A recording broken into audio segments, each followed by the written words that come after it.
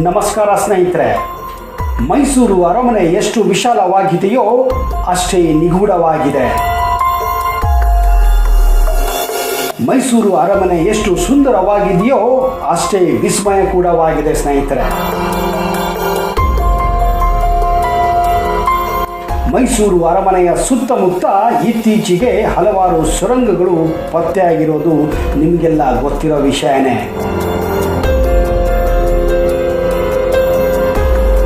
ಚೌಕಾಕಾರದಲ್ಲಿರುವಂತಹ ಈ ಸುರಂಗ ಮಾರ್ಗಗಳು ಒಳಭಾಗದಲ್ಲಿ ಉತ್ತರ ಭಾಗಕ್ಕೆ 10 ಅಡಿ ಆಳವಿರುವ ಹಳ್ಳವಿದೆ. ಈ ಹಳ್ಳಕ್ಕೆ ಕಲ್ಲು ಹಾಕಿದರೆ ನೀರಿನ ಶಬ್ದ ಕೇಳಿ ಬರುತ್ತಿದೆ. ಈ ಸುರಂಗ ಮಾರ್ಗಗಳು ಎಷ್ಟು ಹಳೆಯದಾಗಿದೆ, ಈ ಸುರಂಗ ಮಾರ್ಗಗಳು ಎಷ್ಟು ಉದ್ದ ಇದೆ, ಈ ಸುರಂಗಗಳು ಎಲ್ಲಿಗೆ ಹೋಗುತ್ತವೆ ಎಲ್ಲ ಪ್ರಶ್ನೆಗೆ ಈ ವಿಡಿಯೋ ಉತ್ತರ ಕೊಡ್ತಾ ಇದೆ ಸ್ನೇಹಿತರೆ.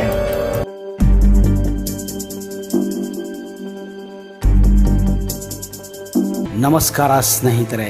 ಮೈಸೂರಲ್ಲಿ ಒಂದಲ್ಲ ಎರಡಲ್ಲ ಬರೋಬ್ಬರಿ 7 ದೊಡ್ಡ ಅರಮನೆಗಳಿವೆ. ಜೊತೆಗೆ ಚಿಕ್ಕ ಚಿಕ್ಕ ಅರಮನೆಗಳು ಇನ್ನೂ ಎಷ್ಟೋ ಇವೆ. ಇದೇ ಕಾರಣ ಮೈಸೂರನ್ನ ಅರಮನೆಗಳ ನಗರ ಎಂದೇ ಕರೆಯಲಾಗುತ್ತದೆ. ಈ 7 ಮುಖ್ಯ ಅರಮನೆಗಳ ಪೈಕಿ ಅತ್ಯಂತ ಪ್ರಮುಖವಾದ ಅರಮನೆಯೇ ಅಂಬಾವಿಲಾಸ ಅರಮನೆ. ಇದನ್ನೇ ಮೈಸೂರು ಅರಮನೆ ಎಂದು ಎಲ್ಲರೂ ಕರೆಯುತ್ತಾರೆ. ಈ ಅರಮನೆಯಲ್ಲಿ ನೀವು ಮಹಾರಾಜರಿಗೆ ಸಂಬಂಧಪಟ್ಟಂತಹ ಸಿಂಹಾಸನ, ಆಯುಧಗಳನ್ನ, ಆಭರಣಗಳನ್ನ ಹಾಗೂ ದರ್ಬಾರ್ ಹಾಲ್ಗಳನ್ನ, ಕೋಣೆಗಳನ್ನ ಕಾಣಬಹುದು. ಆದರೆ ಈ ಅರಮನೆ ಹುಟ್ಟಲು ಒಂದು ರೋಚಕ ಕಥೆಯೇ ಇದೆ. ಮೊದಲನೆಯದಾಗಿ ಸುರಂಗ ಮಾರ್ಗಗಳನ್ನು ರಾಜರು ಏಕೆ ತೆಗೆಯುತ್ತಿದ್ದರೆಂದ್ರೆ, ಬೇರೆ ರಾಜ್ಯದವರು ಏನಾದರೂ ಏಕಾಏಕಿ ತಮ್ಮ ರಾಜ್ಯದ ಮೇಲೆ ದಂಡೆತ್ತಿ ಬಂದಾಗ ಸುರಂಗ ಮಾರ್ಗಗಳಿಂದ ರಾಜರು ಬೇರೆ ಪ್ರದೇಶದಲ್ಲಿ ಹೋಗುತ್ತಿದ್ದರು. ಮತ್ತು ಅರಮನೆಯಲ್ಲಿ ಏನಾದರೂ ಬೆಲೆ ಬಾಳುವ ವಸ್ತು ಇದ್ದರೆ, ಉದಾಹರಣೆಗೆ ಚಿನ್ನ, ವಜ್ರ ವೈಡೂರ್ಯ, ಹೀಗೆ ಹಲವಾರು ಆಭರಣಗಳು ಇದ್ದರೆ ಅವುಗಳನ್ನು ಮತ್ತೊಂದೆಡೆ ಸಾಗಾಣಿಕೆ ಮಾಡುತ್ತಿದ್ದರು. ಆದ ಕಾರಣದಿಂದಲೇ ಈ ಸುರಂಗ ಮಾರ್ಗಗಳನ್ನು ಮಾಡಿಸುತ್ತಿದ್ದರೆಂದು ಇತಿಹಾಸ ಸಾರುತ್ತದೆ.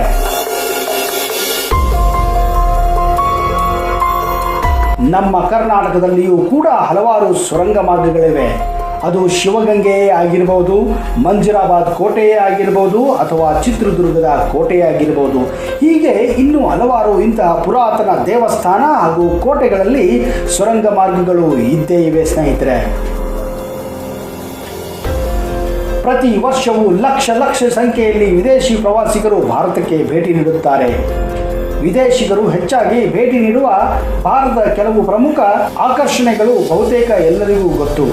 ಅದರಲ್ಲೂ ವಿಶೇಷವಾಗಿ ಕರ್ನಾಟಕದ ಸಾಂಸ್ಕೃತಿಕ ರಾಜಧಾನಿ ಎಂದೇ ಹೆಸರುವಾಸಿಯಾಗಿರುವಂತಹ ಮೈಸೂರಿಗೆ ಅರಮನೆಯ ನಗರ ಎಂದೇ ಕರೆಯುತ್ತಾರೆ. ವಾರ್ಷಿಕವಾಗಿ ಅಂದಾಜು 1 ಕೋಟಿಯಷ್ಟು ಪ್ರವಾಸಿಗರು ಈ ಅದ್ಭುತ ಅರಮನೆಗೆ ಭೇಟಿ ನೀಡುತ್ತಾರೆ. ಹೌದು, ಇದರ ಕಣ್ಣು ಕುಕ್ಕಿಸುವಂತಹ ಸೌಂದರ್ಯ ಎಂಥವರನ್ನು ಮೂಕ ವಿಸ್ಮಿತರನ್ನಾಗಿ ಮಾಡುತ್ತದೆ. ಕರ್ನಾಟಕದ ರಾಜ ಸಂಸ್ಕೃತಿಯ ವೈಭವವನ್ನು ಎಲ್ಲೆಡೆ ಪಸರಿಸುವಲ್ಲಿ ಅತ್ಯಂತ ಮಹತ್ವದ ಪಾತ್ರ ವಹಿಸಿದೆ ಈ ಮೈಸೂರಿನ ಅರಮನೆ.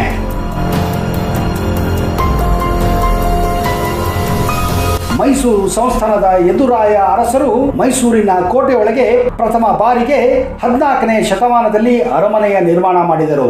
1799ರಲ್ಲಿ ಟಿಪ್ಪು ಬ್ರಿಟಿಷರಿಂದ ಕೊಲ್ಲಲ್ಪಟ್ಟಾಗ ಮೈಸೂರು ಅರಸರು ರಾಜಧಾನಿಯನ್ನು ಶ್ರೀರಂಗಪಟ್ಟಣದಿಂದ ಮೈಸೂರಿಗೆ ಸ್ಥಳಾಂತರಿಸುತ್ತಾರೆ. ಆಗಿನ್ನೂ 6 ವರ್ಷದ ಬಾಲಕನಾಗಿದ್ದ ಮುಮ್ಮಡಿ ಕೃಷ್ಣರಾಜ ಒಡೆಯರ್ 1897ರಲ್ಲಿ ಹಳೆಯ ಮರದ ಅರಮನೆಯಲ್ಲಿ ಮದುವೆ ನಡೆಯುತ್ತಿದ್ದ ಸಂದರ್ಭದಲ್ಲಿ ಬೆಂಕಿ ಬಿದ್ದು ಇಡೀ ಅರಮನೆ ಸುಟ್ಟು ಹೋಯಿತು.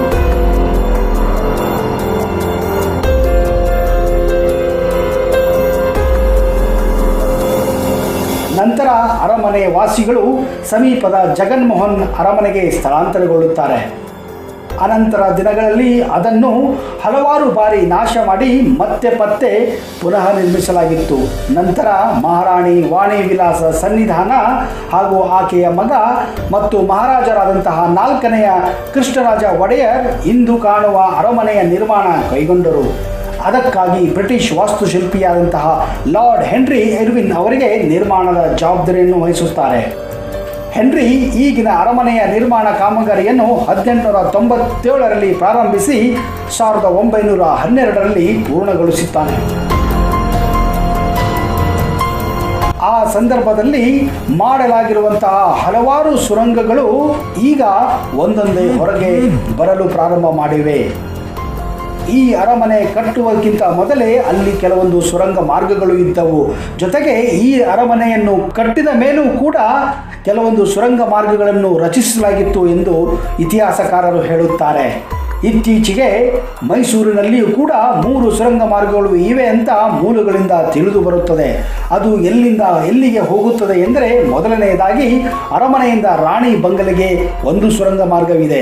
ಮತ್ತೊಂದು ಸುರಂಗ ಮಾರ್ಗ ಅರಮನೆಯಿಂದ ಶ್ರೀರಂಗಪಟ್ಟಣಕ್ಕೂ ಹೋಗುತ್ತದೆ ಎಂದು ಹೇಳಲಾಗುತ್ತದೆ. ಇನ್ನೊಂದು ಸುರಂಗ ಮಾರ್ಗ ಅರಮನೆಯಿಂದ ಚಾಮುಂಡಿ ಬೆಟ್ಟವರೆಗೂ ಇದೆ ಎಂದು ಹೇಳಲಾಗುತ್ತದೆ.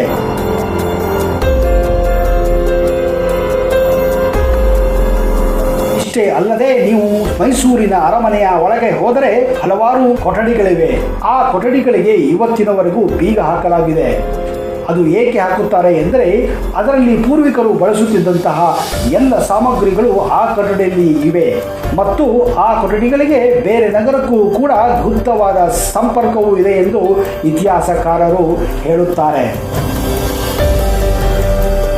ಅಂಬಾವಿಲಾಸ ಅರಮನೆ ಮೈಸೂರಿನಲ್ಲಿರುವ ಅನೇಕ ಅರಮನೆಗಳಲ್ಲಿ ಮುಖ್ಯವಾದಂತಹ ಅರಮನೆಯಾಗಿದೆ. ಇದೇ ಕಾರಣ ಇದನ್ನೇ ಮೈಸೂರು ಅರಮನೆ ಎಂದು ಸಾಮಾನ್ಯವಾಗಿ ಎಲ್ಲರೂ ಕರೆಯುತ್ತಾರೆ. ಮೈಸೂರು ರೈಲ್ವೆ ನಿಲ್ದಾಣದಿಂದ 2.5 ಕಿಲೋಮೀಟರ್ ಹಾಗೂ ಕೆಎಸ್ಆರ್ಟಿಸಿ ಬಸ್ ನಿಲ್ದಾಣದಿಂದ ಕೇವಲ 2 ಕಿಲೋಮೀಟರ್ ದೂರದಲ್ಲಿರುವ ಮೈಸೂರು ಅರಮನೆಯು ಮೈಸೂರು ಹಿಂದಿನ ರಾಜಮನೆತನದ ಅಧಿಕೃತ ನಿವಾಸವಾಗಿತ್ತು. ಅರಮನೆಯ ರಚನೆಯಲ್ಲಿ ಹಲವಾರು ನವೀಕರಣವನ್ನು ಮಾಡಲಾಯಿತು. ಇದರಲ್ಲಿ ಸಾರ್ವಜನಿಕ ದರ್ಬಾರ್ ಹಾಲ್ ಕೂಡ ಸೇರಿದೆ. ರಾಜಮನೆತನದ ವಂಶಸ್ಥರು ಮೈಸೂರು ಅರಮನೆಯ ಒಂದು ಭಾಗದಲ್ಲಿ ಈಗ ವಾಸವಾಗಿದ್ದಾರೆ. ಆದರೆ ಅರಮನೆಯ ಬಹುಪಾಲು ಈಗ ಸರ್ಕಾರಿ ಸ್ವಾಮ್ಯದಲ್ಲಿದೆ ಮತ್ತು ಮ್ಯೂಸಿಯಂ ಆಗಿ ಇದನ್ನ ಪರಿವರ್ತನೆ ಮಾಡಲಾಗಿದೆ. ಇದು ವಾರ್ಷಿಕವಾಗಿ 6 ದಶಲಕ್ಷಕ್ಕೂ ಹೆಚ್ಚು ಪ್ರವಾಸಿಗರನ್ನ ಆಕರ್ಷಿಸುವ ಭಾರತದ ಅತ್ಯಂತ ಪ್ರಸಿದ್ಧ ಆಕರ್ಷಣಾ ಪ್ರವಾಸಿ ಕೇಂದ್ರಗಳಲ್ಲಿ ಒಂದಾಗಿದೆ. ಮೈಸೂರು ಸಂಸ್ಥಾನ 1399ರಿಂದ 1947ರ ಭಾರತದ ಸ್ವಾತಂತ್ರ್ಯವರೆಗೂ ಒಡೆಯರ್ ವಂಶದ ಅರಸರಿಂದ ಆಳಲ್ಪಟ್ಟಿತ್ತು. ಒಡೆಯರ್ ಅರಸರು 14ನೇ ಶತಮಾನದಲ್ಲಿಯೇ ಒಂದು ಅರಮನೆಯನ್ನು ಮೈಸೂರಲ್ಲಿ ಕಟ್ಟಿಸಿದ್ದರು. ಈ ಅರಮನೆ 1638ರಲ್ಲಿ ಸಿಡಿಲಿಗೆ ಹೊಡೆದು ಹಾಳಾಗಿ ಹೋಗಿತ್ತು. ಹೀಗಾಗಿ ಇದನ್ನು ರಿಪೇರಿ ಮಾಡಿಸಲಾಗಿತ್ತು. ಆದರೆ 18ನೇ ಶತಮಾನದ ಕೊನೆ ಹೊತ್ತಿಗೆ ಅರಮನೆ ಮತ್ತಷ್ಟು ಹಾಳಾಗಿದ್ದರಿಂದ 1993ರಲ್ಲಿ ಟಿಪ್ಪು ಈ ಅರಮನೆಯನ್ನು ಬೀಳಿಸುತ್ತಾನೆ. 1803ರಲ್ಲಿ ಮರ ಹಾಗೂ ಇಟ್ಟಿಗೆಗಳಿಂದ ಅರಮನೆಯನ್ನು ಪುನಃ ನಿರ್ಮಿಸಲಾಗಿತ್ತು. ಆದರೆ 1897ರಲ್ಲಿ ಒಂದು ದುರ್ಘಟನೆ ನಡೆಯುತ್ತದೆ. ಹೌದು, ರಾಜಕುಮಾರಿ ಜಯಲಕ್ಷ್ಮಣಿ ಅವರ ಮದುವೆ ಸಂದರ್ಭ ಅದು. ಮದುವೆಗೆ ಸಂಬಂಧಪಟ್ಟ ಕಾರ್ಯಕ್ರಮಗಳು ನಡೆಯುತ್ತಿದ್ದವು. ಈ ಸಂದರ್ಭದಲ್ಲಿ ಅಚಾನಕ್ ಆಗಿ ಬೆಂಕಿ ಕಾಣಿಸಿಕೊಳ್ಳುತ್ತದೆ. ಆದರೆ ಈ ಬೆಂಕಿ ಹೇಗೆ ಕಾಣಿಸಿಕೊಂಡಿತು, ಯಾರಾದರೂ ಹಚ್ಚಿದರೆ, ಹೀಗೆ ಇದ್ದಕ್ಕಿದ್ದ ಹಾಗೆ ಬೆಂಕಿ ಕಾಣಿಸಿಕೊಳ್ಳಲು ಏನು ಕಾರಣ ಎಂಬುದು ಇಲ್ಲಿಯವರೆಗೂ ಒಂದು ನಿಗೂಢವಾದ ರಹಸ್ಯವೇ ಆಗಿದೆ. ಕೆಲವರ ಪ್ರಕಾರ ಇದನ್ನ ಯಾರೋ ದುಷ್ಕರ್ಮಿಗಳು, ಯಾರೋ ವೈರಿಗಳು ಅರಮನೆಯಲ್ಲಿ ಬೆಂಕಿ ಹಚ್ಚಿದ್ದರೆಂದು ನಂಬಲಾಗಿದೆ. ಹಾಗೆಯೇ ಇನ್ನು ಕೆಲವು ಇತಿಹಾಸಕಾರರ ಪ್ರಕಾರ ಒಂದು ದೀಪ ಬಿದ್ದಿದ್ದರಿಂದ ಈ ಅರಮನೆಯಲ್ಲಿ ಬೆಂಕಿಯ ಅನಾಹುತ ಅವಘಡಕ್ಕೆ ಕಾರಣವಾಯಿತೆಂದು ಹೇಳಿಕೊಳ್ಳುತ್ತಾರೆ. ಇದರಲ್ಲಿ ಯಾವುದು ಸತ್ಯ ಯಾವುದು ಸುಳ್ಳು ಅನ್ನುವುದು ಇನ್ನಿವರೆಗೂ ಸರಿಯಾಗಿ ದೃಢಪಡಿಸಲಾಗಲು ಸಾಧ್ಯವೇ ಆಗಿಲ್ಲ. ಹೀಗೆ ಬೆಂಕಿ ಬಿದ್ದ ಪರಿಣಾಮ ಮರದ ಅರಮನೆ ಸಂಪೂರ್ಣವಾಗಿ ನಾಶವಾಗಿ ಹೋಗುತ್ತದೆ. ಆಗ ಮೈಸೂರಿನ ಮಹಾರಾಣಿಯಾಗಿದ್ದ ಕೆಂಪನಂಜಮ್ಮಣ್ಣಿ ವಾಣಿ ವಿಲಾಸ ಸನ್ನಿಧಾನ ಇನ್ನೊಂದು ಅರಮನೆಯನ್ನು ಕಟ್ಟಲು ಮದ್ರಾಸ್ ಸರ್ಕಾರದ ಸಲಹೆಗಾರರ ಹಾಗೂ ಬ್ರಿಟಿಷ್ ಇಂಜಿನಿಯರ್ ಆಗಿದ್ದ ಹೆನ್ರಿ ಇರ್ವಿನ್ ಅವರನ್ನು ನೇಮಿಸುತ್ತಾರೆ. ಆ ಕಾಲದಲ್ಲಿಯೇ ಇರ್ವಿನ್ ಅವರು ಕೇವಲ ಅರಮನೆಯ ನಕಾಶೆ ಸಿದ್ಧಪಡಿಸಲು 12,000 ರೂಪಾಯಿ ಪಡೆದುಕೊಳ್ಳುತ್ತಾರೆ.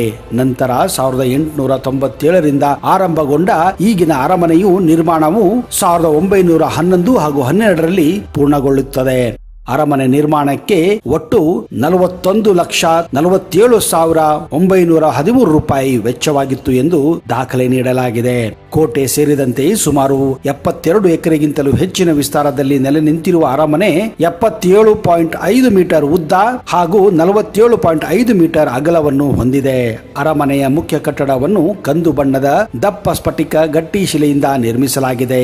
ಅರಮನೆಯ ಮಧ್ಯಭಾಗದ 5 ಅಂತಸ್ತಿನ ಬಂಗಾರದ ಗಿಲಿಟಿನ ಗಗನ ಗಗನಚುಂಬಿ ಗೋಪುರವು ಭೂಮಿಯಿಂದ ಬರೋಬ್ಬರಿ 145 ಅಡಿ ಎತ್ತರದಲ್ಲಿದೆ. ಅರಮನೆಯ ವಾಸ್ತುಶಿಲ್ಪ ಶೈಲಿಯು ಸಾಮಾನ್ಯವಾಗಿ ಇಂಡೋ ಸಾರ್ಸೆನಿಕ್ ಶೈಲಿಯಲ್ಲಿ ನಿರ್ಮಿಸಲಾಗಿದೆ. ಮುಖ್ಯವಾಗಿ ಹಿಂದೂ ಮತ್ತು ಗೋತಿಕ್ ಶೈಲಿಯ ವಾಸ್ತುಕಲೆಯನ್ನು ಅರಮನೆ ನಿರ್ಮಾಣದಲ್ಲಿ ನೀವು ಕಾಣಬಹುದು. ಅರಮನೆಯ ಮೊದಲ ಮಹಡಿ ಉತ್ತರ ಭಾಗದಲ್ಲಿ ಆಯುಧ ಶಾಲೆ, ಪುಸ್ತಕ ಭಂಡಾರ ಇದ್ದು, ಎರಡನೇ ಮಹಡಿಯಲ್ಲಿ ಸಂಗೀತ ಕೊಠಡಿ, ಸ್ತ್ರೀಯರ ಸ್ವಾಗತ ಕೊಠಡಿ ಮತ್ತು ಮೂರನೇ ಅಂತಸ್ತಿನಲ್ಲಿ ವಿಶ್ರಾಂತಿ ಕೊಠಡಿಗಳಿವೆ. ಒಳ ಅಂಗಳ ಪಶ್ಚಿಮಕ್ಕೆ ಹಳೆಯ ಅರಮನೆ ಇದೆ. ದಕ್ಷಿಣ ಭಾಗದ ಹತ್ತಿರದಲ್ಲಿ ಮುದ್ದಾದ ನವಿಲಿನ ಕಲ್ಯಾಣ ಭದ್ರ ಮಂಟಪವಿದೆ. ಹಾಗೆ ಮುಂದೆ ಸಾಗಿದರೆ ಎರಡನೇ ಉಪ್ಪರಿಗೆಯಲ್ಲಿ ಅಂಬಾವಿಲಾಸ ಸಭಾ ಮಂಟಪವಿದೆ. ಅರಮನೆಯ ದಕ್ಷಿಣ ಭಾಗದಲ್ಲಿ ರಾಣಿ ವಿಲಾಸ ಹಾಗೂ ಪೂಜಾ ಕೊಠಡಿಗಳಿವೆ. ಮಧ್ಯಭಾಗದ 3, 4 ಮತ್ತು 5ನೇ ಅಂತಸ್ತುಗಳು ಮುಖ್ಯ ಗೋಪುರ ಶಿಖರಕ್ಕೆ ಆಧಾರ ಸ್ತಂಭಗಳ ಹಾಗೆ ನಿಂತಿವೆ. ಅರಮನೆಯ ಅಡಿಪಾಯದಿಂದ ಮುಖ್ಯ ಗೋಪುರ ತುದಿಯವರೆಗೂ ಉತ್ತಮ ಗುಣಮಟ್ಟದ ಹಿಂದೂ ಶಿಲ್ಪ ವಿದ್ಯೆಯ ನುರಿತ ಕೆಲಸಗಾರರಿಂದ ಶಿಲ್ಪಕಲೆ ರಚಿಸಲ್ಪಟ್ಟಿದೆ. ಅರಮನೆಯ ಅಂಬಾವಿಲಾಸ ದರ್ಬಾರ್ ಹಾಲ್ ರಾಜವೈಭವವನ್ನು ಸಾರುತ್ತದೆ. ಬರೋಬ್ಬರಿ 750 ಕೆಜಿ ತೂಕದ ಭವ್ಯ ಚಿತ್ತಾರದ ಚಿನ್ನದ ಅಂಬಾರಿಯನ್ನು ನೀವು ಇಲ್ಲಿ ಕಾಣಬಹುದು. ಅಲ್ಲದೆ 135 ಕೆಜಿ ಬಂಗಾರವುಳ್ಳ ರತ್ನ ಖಚಿತ ಸಿಂಹಾಸನವನ್ನು ನೀವು ಇಲ್ಲಿ ಕಾಣಬಹುದು. ದರ್ಬಾರ್ ಹಾಲ್ ರಾಜರು ದರ್ಬಾರ್ ನಡೆಸುತ್ತಿದ್ದ ಶಾಲೆ ಇದು. ಇಲ್ಲಿಯೇ ಜನರು ರಾಜರನ್ನು ಭೇಟಿ ಮಾಡುತ್ತಿದ್ದರು. ಕಲ್ಯಾಣ ಮಂಟಪದಲ್ಲಿ ಚಿಕ್ಕ ಪುಟ್ಟ ಕಾರ್ಯಕ್ರಮಗಳು ಕೂಡ ನಡೆಯುತ್ತಿದ್ದವು. ರಾಜ ಮನೆತನದ ಸದಸ್ಯರು ಬಳಸುತ್ತಿದ್ದ ಆಯುಧಗಳನ್ನು ಇಲ್ಲಿ ಸಂರಕ್ಷಿಸಿ ಇಡಲಾಗಿದೆ. ಇಲ್ಲಿ ಚಾರಿತ್ರಿಕವಾದ ಅನೇಕ ಆಯುಧಗಳನ್ನು ನೀವು ಕಾಣಬಹುದು. 14ನೇ ಶತಮಾನದಲ್ಲಿ ಉಪಯೋಗಿಸಿದ ಖಡ್ಗ, ಸುರಗಿ, ವ್ಯಾಘ್ರನ ಮುಖವಾದ ಆಯುಧಗಳಿಂದ ಹಿಡಿದು 20ನೇ ಶತಮಾನದ ಪಿಸ್ತೂಲುಗಳು, ಬಂದೂಕುಗಳು ಮೊದಲಾದವುಗಳನ್ನು ನೀವು ಇಲ್ಲಿ ಕಾಣಬಹುದು. ಮುಖ್ಯವಾಗಿ ಒಡೆಯರ್ ವಂಶಸ್ಥದ ಪ್ರಸಿದ್ಧ ಅರಸು ರಣಧೀರ ಕಂಠೀರವ ಉಪಯೋಗಿಸುತ್ತಿದ್ದ ಖಡ್ಗಗಳಲ್ಲಿ ಒಂದಾದ ವಜ್ರ ಮುಷ್ಟಿಯನ್ನು ನೀವು ಇಲ್ಲಿ ನೋಡಬಹುದು. ಅರಮನೆಯ ಆವರಣದಲ್ಲಿ 12 ದೇವಸ್ಥಾನಗಳಿವೆ. 14ನೇ ಶತಮಾನದಲ್ಲಿ ಕಟ್ಟಿದ ಕೋಡಿ ಭೈರವನ ದೇವಸ್ಥಾನದಿಂದ ಹಿಡಿದು 1953ರಲ್ಲಿ ಕಟ್ಟಲಾದ ದೇವಸ್ಥಾನಗಳು ಕೂಡ ಇವೆ. ಇವುಗಳಲ್ಲಿ ಪ್ರಸಿದ್ಧವಾದದ್ದು ಸೋಮೇಶ್ವರನ ದೇವಸ್ಥಾನ, ಲಕ್ಷ್ಮೀರಮಣ ದೇವಸ್ಥಾನ, ಆಂಜನೇಯ ಸ್ವಾಮಿ ದೇವಸ್ಥಾನ, ಗಣೇಶ ದೇವಸ್ಥಾನ, ಶ್ವೇತವರಾಹ ಸ್ವಾಮಿ ದೇವಸ್ಥಾನಗಳಾಗಿವೆ. ಸ್ನೇಹಿತರೆ, ಅರಮನೆ ಎಲ್ಲಾ ದಿನಗಳಲ್ಲಿ ಬೆಳಿಗ್ಗೆ 10 ಗಂಟೆಯಿಂದ ಸಾಯಂಕಾಲ 5 ಗಂಟೆ 30ರವರೆಗೆ ತೆಗೆದಿರುತ್ತದೆ. ಅರಮನೆಯು ಭಾನುವಾರ, ರಾಷ್ಟ್ರೀಯ ರಜಾ ದಿನಗಳಲ್ಲಿ ಸಂಜೆ 7 ರಿಂದ 8 ಗಂಟೆಯವರೆಗೂ ಮತ್ತು ದಸರಾ ಹಬ್ಬದ ಸಮಯದಲ್ಲಿ 7 ರಿಂದ 10 ಗಂಟೆಯವರೆಗೆ ಪ್ರಕಾಶಿಸಲ್ಪಡುತ್ತದೆ.